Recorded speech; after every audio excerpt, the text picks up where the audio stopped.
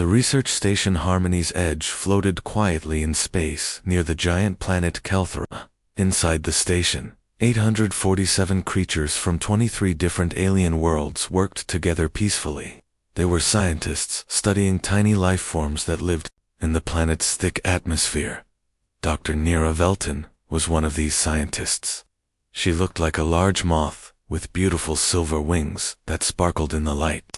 Her big compound eyes could see many colors that humans could not see.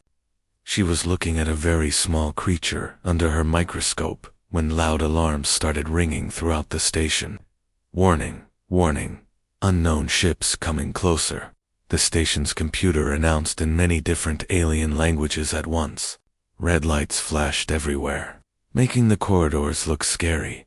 Nira's delicate hands shook as she quickly put away her scientific samples and ran to the nearest window. What she saw outside made her heart stop with fear. 47 ugly warships had appeared from hyperspace. These ships looked old and damaged, covered with weapons and painted with scary symbols. The symbols she recognized. Immediately, a skull with crossed bones painted in what looked like dried blood. It was the mark of the Kitharan Syndicate, the most feared pirates in this part of space. The station only had 3 small weapons to defend itself, and they were meant to destroy dangerous rocks, not fight real warships. The tiny laser beams shot out from the station, but did almost nothing to the pirate ships. Then a terrible voice spoke over the radio, speaking in the common galactic language. Research station, this is Warlord Geshtar of the Kitharan Syndicate.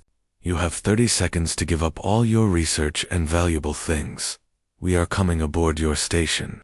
If you fight us, we will kill you all. Nira belonged to a peaceful race called the Etherians. Her people had never known war. They solved problems by singing beautiful songs and talking gently to each other. Violence was something they could not understand. Like trying to breathe water in the station's control room, Captain Trellin was shouting orders. He was a Nexari with 4 arms and black shiny skin. His communications officer was trying desperately to call for help from the Galactic Council's security forces, but the closest help was 6 hours away. The only chance we have is to send out a distress signal before they stop our communications. Captain Trellin said, his 4 hands moving quickly over his control buttons. The pirates did not wait for the station to surrender. Powerful energy beams cut through the station's protective shields like they were made of paper. The whole station shook and vibrated as the attacks hit. Parts of the station broke open and air started leaking out into space. One of the small defense weapons exploded, killing 3 workers instantly. Nira ran to an emergency radio and spoke. Quickly, this is Dr. Nira Velton, on Galactic Council Research Station Harmony's Edge. Pirates are attacking us. We have 847 civilian scientists and workers here. Please help us immediately. Our location is... The radio went dead as another energy beam destroyed the communications equipment. Suddenly, everything was quiet except for the terrible sounds of metal bending and people screaming far away in the station. The first pirate attack pods hit the station's outer hull with loud crashes that could be felt everywhere. Through the windows, Nira could see more attack pods shooting out from the pirate ships, each one carrying armed raiders who wanted to steal everything valuable and capture people to sell as slaves. Everyone go to the central laboratories right now, Captain Trillin announced over the failing speaker system. We are sealing all doors. May our ancestors protect us. Nira ran through the corridors with hundreds of her colleagues. There were scientists from dozens of different worlds, some that looked like walking trees, others like living crystals, some with tentacles instead of arms, and many other strange but wonderful forms of life. They were all united in their love of learning, and now they were all united in their terror as she ran. Nira could not stop thinking that maybe someone had heard their call for help. But who could help them? The Galactic Council's security forces were weak and had only small weapons. They were meant to keep peace, not fight wars. Even if they got the message, they would never arrive in time. The peaceful species of the galaxy had forgotten how to fight. They had chosen to forget after thousands of years of terrible wars that had destroyed entire star systems. The sound of cutting tools echoed through the P station as the pirates began breaking through the outer laboratory doors. Pirates with sharp teeth and cruel eyes were coming closer every second. Nira and the other scientists huddled together in the central laboratory, waiting for death or something worse. The creatures that had spent their lives studying the beautiful mysteries of the universe now faced creatures whose only interest was violence and greed. But somewhere in space, traveling faster than light itself, Nira's desperate message was still moving through the darkness between stars, searching for someone who might hear it and care enough to help. Time was running out for everyone on Harmony's edge. Admiral Kim Day stood on the bridge of the human warship Retribution, looking at the star maps that floated in the air like glowing pictures. He was 52 years old and had spent most of his life traveling through space. Even now, the huge size of the galaxy still amazed him. Humans had only met alien races 18 months ago, and every day they learned something new about their strange neighbors. "Sir, we are getting a distress call," said Lieutenant Li Bo, the ship's communications officer. She was young, and her face was lit up by the soft glow from her control panel. "The message is coming from about 4 light years away from where we are now." "Let us hear it," Admiral Day ordered, walking over to stand behind Li's workstation. Everyone on the bridge became very quiet as they listened to Dr. Nira's frightened voice speaking in the common galactic language. "This is Dr. Niravel, on Galactic Council Research Station Harmony's Edge. Pirates are attacking us. We have 847 civilian scientists and workers here. Please help us immediately. Our location is..." Static noise replaced the voice, leaving everyone on the bridge shocked and silent. Captain Park Min, who was Admiral Day's second in command, spoke first. "Sir, our intelligence files say the Kitharans are one of the most violent non-council species. They are known for attacking science stations and selling the researchers as slaves." Admiral Day's jaw became tight and hard. In his 40 years as a soldier, first in the Korean Navy and then in the Combined Human Defense Force, he had seen too many times what happened to innocent people caught in wars. It did not matter what species they were. Suffering was the same everywhere. "How long to reach them?" he asked Navigation Officer Kim Hana. "If we go at maximum speed, 3 hours and 27 minutes, Sir Hana answered immediately. "But, Admiral, we should contact Earth Command first. This could start a war if we attack non-council forces without permission." Admiral Day thought about this for a moment. The Human Defense Force had strict rules about fighting unknown alien forces. Earth's politicians were still nervous about humanity's place in the galactic community. They constantly worried about making the wrong impression on their new alien neighbors. But 847 beings were about to die or suffer worse fates, while bureaucrats argued about proper procedures. "Communications, connect me to Battle Group 7, Admiral Day commanded. Priority Alpha transmission." Within moments, the faces of 3 other ship commanders appeared on the main screen. Captain Yu-jae commanded the heavy cruiser Indomitable. Captain Nam Soyoung led the carrier Liberator, and Captain Choi Hyun controlled the destroyer squadron. "I am sure you all heard the transmission," Admiral Day began without wasting time. "We have civilian researchers under attack by pirates. I am ordering immediate intercept. Does anyone object?" Captain Choi Hyun raised an eyebrow. "Sir, should we not wait for authorization from command? The political consequences?" "The political consequences of letting 847 civilians die while we fill out paperwork will be far worse," Admiral Day interrupted him. "These people asked for help. We have the power to give it. That is all the authorization I need." Captain Nam So-young nodded seriously. "Agreed, Admiral. My fighter pilots are already getting ready." "Sir," Lieutenant Li Bo interrupted, I am monitoring Galactic Council emergency channels. They know about the situation, but their nearest security force is 6 hours away. They are asking if any ships in the area can help. Admiral Day smiled coldly. Well then, Lieutenant, send a response. Tell them the Human Defense Force is coming to help. The bridge crew looked at each other meaningfully. This would be humanity's first major military action since joining the galactic community. It would be their first real demonstration of what Earth's children could do when they became angry. All ships, prepare for combat jump, Admiral Day ordered. We go in hard and fast. Rules of engagement are simple. Any ship that fires on civilians is a legitimate target. We end this quickly and completely. As the 4 human warships entered hyperspace, their quantum drives, leaving brief tears in reality behind them, Admiral Day could not help but think about the aliens they were racing to save. The Galactic Council species were so different from humans.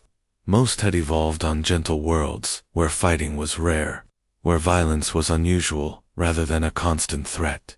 Humanity was different. Earth had created them through fire and blood. Earth had taught them that sometimes the only response to evil was overwhelming force applied without hesitation. The galaxy was about to learn what it meant to call Deathworlders for help. Lieutenant Lee. Bo was monitoring all communication channels when she suddenly looked up with surprise. Admiral, I am picking up chatter from other alien species. Word is spreading fast about humans responding to the distress call. Some are calling us the Death World Guardians, and others are saying we might be more dangerous than the pirates. Admiral Day's expression remained calm and determined. Let them talk, Lieutenant. Actions speak louder than words. Today they will learn what humans do when innocents call for help. The 4 human warships raced through hyperspace toward a destiny that would change the galaxy forever. The human battle group appeared from hyperspace like thunder from a clear sky.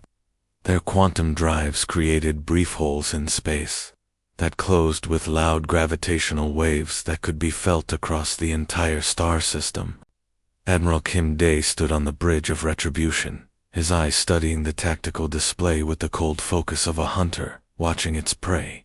4 to 7 Kitharan pirate ships surrounded the research station like hungry wolves around a wounded animal. Their ships were ugly but dangerous old merchant vessels covered with weapons, their hulls marked with scars from countless battles and painted with symbols of their victims. Several boarding pods had already attached themselves to Harmony's edge like blood-sucking parasites, while others flew around the station in lazy circles. Sensor scan complete, Admiral, reported Lieutenant Kong Minho from the weapons station. 47 hostile vessels, from small raiders to 3 heavy cruisers. The station's shields are down, and they are losing air from multiple holes in their hull. Captain Park Min leaned over the holographic display, studying the enemy formation with experienced eyes. They are not expecting a fight, sir. Their positioning is messy. They care more about the boarding operation than watching for enemies. Admiral Day nodded. This was exactly what he expected from pirates. They were bullies who were used to attacking weak and defenseless victims. They had never faced an opponent who could fight back effectively. Open a channel to all Kitharan vessels, Admiral Day ordered. All frequencies. Lieutenant Lee Bo's fingers moved quickly across her control panel. Channel open, sir.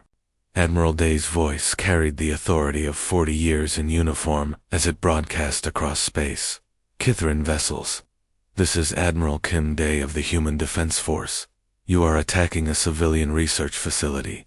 Leave immediately and release all prisoners, or face the consequences. The response came quickly from the largest Kitharan vessel, a converted battlecruiser painted with dozens of kill marks, showing all the ships it had destroyed. The alien voice that replied was full of cruel laughter, the translator making it sound heavily accented. Unknown vessels. This is Warlord Geshtar. You dare threaten the Kitharan Syndicate with only 4 ships? I have conquered entire star systems with this fleet. Turn around now, or I will add your bones to my collection." Captain Nam So-young's face appeared on a side screen from the carrier, Liberator. "Admiral, my strike fighters are ready to launch on your command." Admiral Day studied the tactical display for another moment, noting the positions of every enemy vessel, calculating firing solutions, and making sure no shots would accidentally hit the research station. The pirates had made a deadly mistake. They had grouped their ships too closely together, creating a target-rich environment. "All ships, weapons free," he commanded. "Priority targets are the vessels docked with the station. We need those boarding parties eliminated before they can harm more civilians. Captain Nam, launch all fighters. Captain Choi, take your destroyers around their side. We end this now." The battle began with the fury of an exploding star. Retribution's main railguns fired first, throwing tungsten projectiles at nearly the speed of light.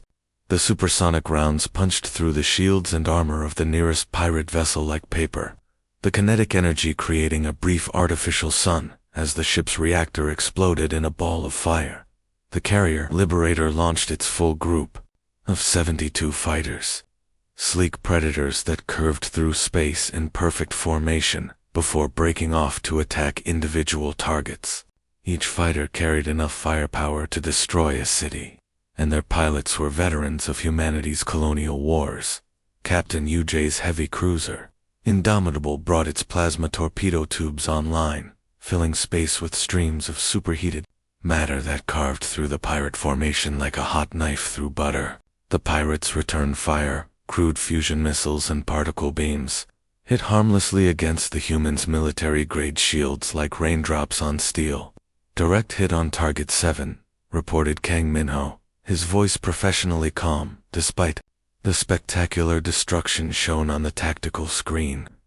"Target 12 is breaking apart. Target 15 is trying to run away." Captain Choi Hines' destroyer squadron had circled behind the enemy formation and was systematically eliminating the pirates' smaller vessels with precise laser fire. Each shot was calculated to disable engines and weapons while keeping the crew compartments safe. The humans fought with deadly efficiency, but they were not murderers. "Warlord Geshtar is calling us," Lebo announced. "Put him through," Admiral Day ordered. The alien's voice had lost its earlier arrogance, replaced by desperate begging. "Unknown vessels, stop firing. We surrender. We release the station and leave." Admiral Day's expression remained cold as winter. "You had your chance to leave peacefully. Now you face the consequences of attacking civilians." The battle lasted exactly 11 minutes and 37 seconds, when the guns fell silent. 31 pirate vessels had been destroyed, their crews given multiple chances to abandon ship before the final strikes. 15 more were floating dead in space, their engines and weapons disabled, their crews waiting for Human Defense Force Marines to arrest them. Only one vessel had managed to escape to hyperspace. Admiral Day had allowed it deliberately, knowing that survivors would spread the word of what happened to those who attacked innocent people. The research station, Harmony's Edge, drifted free. Once more, its alien crew staring in stunned silence at the debris field that had once been a pirate fleet. Through the station's damaged communications, hundreds of voices whispered in dozens of languages, all asking the same question. Who were these Deathworlders who had answered their call for help with such devastating force? Admiral Kim Day appeared on the transport platform of Harmony's Edge in a shimmer of blue light, accompanied by 2 squads of Human Defense Force Marines. The artificial gravity felt slightly lighter than Earth's, and the air smelled of strange chemicals from the station's research laboratories. The Marine Squad leader, Sergeant Oh Sung, looked around the corridor carefully while her soldiers took defensive positions. "Area is safe, Admiral. Station air is breathable, but they have lost air pressure in sections 7 through 12. Admiral Day nodded, adjusting his dress uniform. This was more than just a rescue mission. It was first contact between humanity and nearly 24 alien species at the same time. Every word and every action would be remembered and studied. "Remember, people," he told his escorts. "These beings just watched us destroy an entire pirate fleet in under 12 minutes. They are probably terrified of us. We represent Earth today. So let's show them what humanity really stands for." The station's central hub was amazing to see, a huge round chamber with corridors, going off in all directions like the inside of a molecule. The artificial gravity rotated smoothly to help species with different needs, and the lighting could change across the full spectrum to suit various types of eyes. A group of alien researchers waited nervously in the chamber's center. Their different forms showed the beautiful variety of life the galaxy had created. Admiral Day recognized several species from his diplomatic files: the moth-like Etherians with gossamer wings, the four-armed Nexari, the crystal-like Vorthon, and others whose names he was still learning. Dr. Nira Velton stepped forward, her compound eyes reflecting rainbow patterns in the chamber's soft lighting. When she spoke, her voice was barely above a whisper, translated by the universal communicator on her collar. "Admiral Kim Day, we cannot thank you enough. The Kithrans had already begun killing hostages. If you had not arrived when you did ... double quotes, Doctor," Admiral Day interrupted gently. "You sent a distress call," we responded. "That is what civilized beings do for each other." Behind Nira, a tall Nexari with deep blue skin, Captain Trellin, according to the briefing files, stepped forward. His forearms were crossed in what Admiral Day's cultural database said was a gesture of deep respect. "Admiral, we watched your battle. Your ships destroyed or disabled 46 ships in less than 12 minutes. Such ... such power." The captain's voice trailed off, as if he could not find words to describe what he had seen. "Power used to protect others," Admiral Day replied. "My species learned long ago that sometimes violence is the only language that bullies understand. We do not fight for conquest or glory. We fight to defend those who cannot defend themselves." Dr. Hong Soo-jin, Retribution's chief medical officer, approached with her medical team. She had volunteered for this mission because of her training in alien biology, making her one of the few humans qualified to treat alien injuries. "Admiral, we have 17 wounded who need immediate medical attention," she reported. 3 are in critical condition, but all should recover with proper treatment. Take care of them, Doctor. Use whatever resources you need." As Hong's medical team spread throughout the station, Admiral Day noticed something remarkable happening.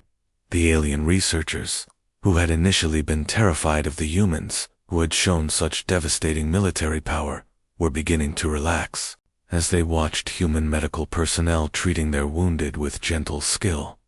A small Vorthan engineer, her crystal body making soft musical sounds with each movement, approached Sergeant O with what looked like a damaged air processor. O knelt down to the alien's eye level. Her armored bulk made her look even more intimidating, but her voice was patient and kind as she examined the device.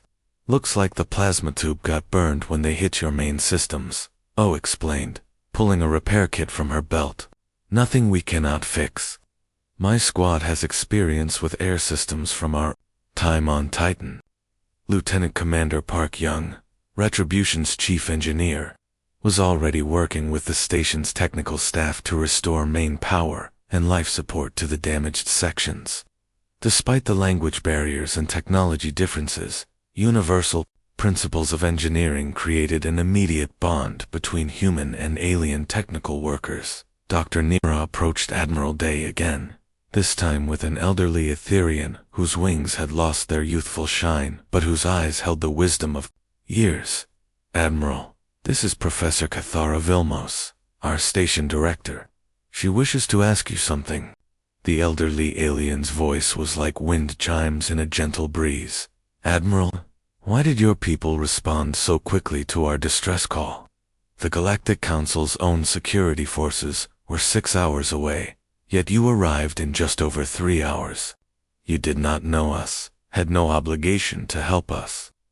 Admiral Day considered the question carefully. How could he explain to these peaceful beings what it meant to be human?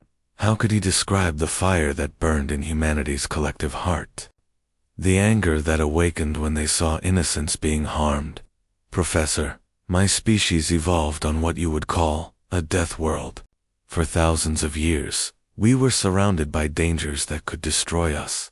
Natural disasters, predators, disease, and worst of all, each other. We learned to fight not because we loved violence, but because we loved what violence could protect. He gestured toward his Marines, who were helping alien researchers clear debris from damaged laboratories. These soldiers have sworn an oath to defend not just humanity, but all innocent life. When we heard your distress call, we did not think about politics, or protocols, or whether it was our responsibility. We thought about 847 beings who needed help, and we had the power to provide it. 3 months after the Harmony's Edge incident, Admiral Kim Day stood in the newly built Galactic Defense Command Center aboard the orbital station New Harmony. He watched holographic displays that showed human patrol routes spreading across previously dangerous areas of space. The station itself was amazing. Human military efficiency, combined with alien scientific innovation. Admiral, we are receiving another distress call, announced Lieutenant Colonel Lee Bo, who had been promoted and transferred to the new Joint Command structure. A civilian transport in the Kelthari system, under attack by unknown raiders. Captain Nam So-young, now commanding the Permanent Human Defense Squadron stationed at New Harmony, looked up from her tactical display. That is the 3rd incident this week, sir. Word is spreading that attacking civilian vessels brings human attention. Admiral Day nodded with satisfaction. The Terran Protection Doctrine had become official policy just 2 weeks earlier. After months of debate in the Galactic Council, for the first time in the Council's 1,000-year history, they had created a military protectorate position, accepting that their peaceful philosophies needed guardians who understood the darker realities of the galaxy. Time to intercept, Admiral, Day asked. 47 minutes with the Rapid Response Squadron, Nam replied. Captain Kim Minja's destroyers are already preparing for jump. Dr. Nira Felton, now serving as the alien liaison officer aboard New Harmony, entered the command center with her characteristic grace. Her gossamer wings had regained their full beauty during her recovery from the pirate attack, and she had surprised everyone by requesting a permanent assignment to the Human Defense Force.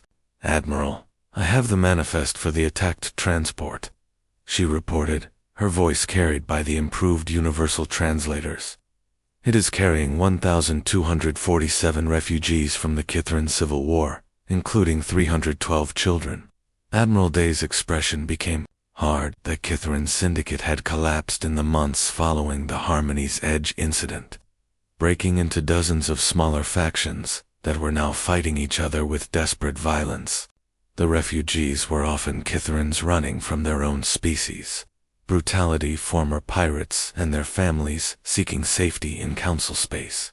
Send the squadron immediately, Admiral Day ordered. Full escort protocols for refugee transport. Captain Park Min, now serving as the station's executive officer, raised an eyebrow. Sir, those refugees are Kithrans, the same species that attacked the research station.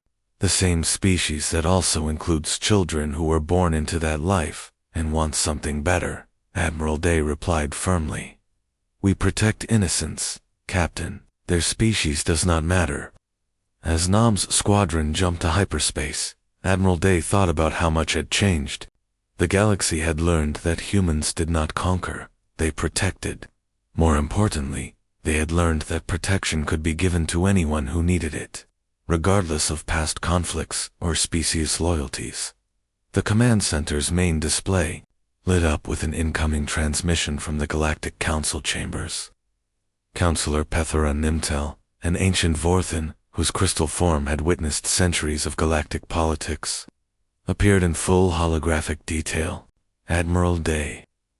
The Council has received reports of increasing refugee populations seeking safety in human-protected sectors. The Councilor's harmonious voice chimed. Some members are concerned about the implications of your protection extending to former pirates and their families. Councilor, the Human Defense Force protects civilians, Admiral Day replied diplomatically. We do not conduct background checks on distress calls. If someone needs help, we provide it. Yes, and that is precisely why the Council voted to expand the Terran Protection Doctrine, Nimtal replied with what Admiral Day had learned to recognize as Vorthan amusement. Your species continues to surprise us, Admiral. We expected military efficiency. We did not expect such unwavering moral conviction. Dr. Nira approached Admiral Day's position, carrying a datapad with the latest statistics. Admiral, piracy incidents in protected sectors have dropped by 94% since the doctrine was implemented. Civilian casualties from raider attacks have fallen to their lowest levels in recorded history. The mere knowledge that distress calls will be answered by Deathworlders has been more effective than any previous deterrent, Counselor Nimtal added. However, there is one matter of concern. Our intelligence suggests that some of the more aggressive non-council species are beginning to form larger alliances, possibly in response to human military effectiveness. Captain Nam's voice crackled through the communication system from her flagship. Admiral, refugee transport secured. Raiders were eliminated before they could harm any civilians. We are escorting the transport to the Proxima settlement colony. Acknowledged, Captain. Good work. Admiral Day turned his attention back to the Counselor. If aggressive species want to unite against peacekeepers, Counselor, they will learn the same lesson the Kithran Syndicate learned. The galaxy is big enough for everyone to live in peace, but not big enough for anyone to prey on the innocent. As the transmission ended, Admiral Day walked to the command center's main window, where he could see Earth's sun as a bright point of light among the stars. Humanity had found its place in the galaxy, not as conquerors or explorers, but as guardians. They were the sword that protected the pen, the shield that guarded the scholars. Lieutenant Colonel Li Bo approached with another datapad. Sir, we have 3 more requests for permanent human defense stations. The Etherian colonies, the Nexari research worlds, and surprisingly, the Kithran provisional government. The Kithrans want human protection, Admiral Day asked, surprised. From their own former comrades, apparently, Li replied. The provisional government is trying to establish a legitimate civilian administration, but they are being threatened by the remaining pirate factions. Dr. Nira's compound eyes reflected the starlight as she joined them at the window. Admiral, when you first rescued us, Professor Vilmos said that the galaxy had forgotten the cost of maintaining peace. I think we are remembering now. Good, Admiral Day replied. Peace is not the absence of conflict, Doctor. It is the presence of justice. And justice requires guardians who are willing to stand between the wolves and the sheep, no matter what species they happen to be.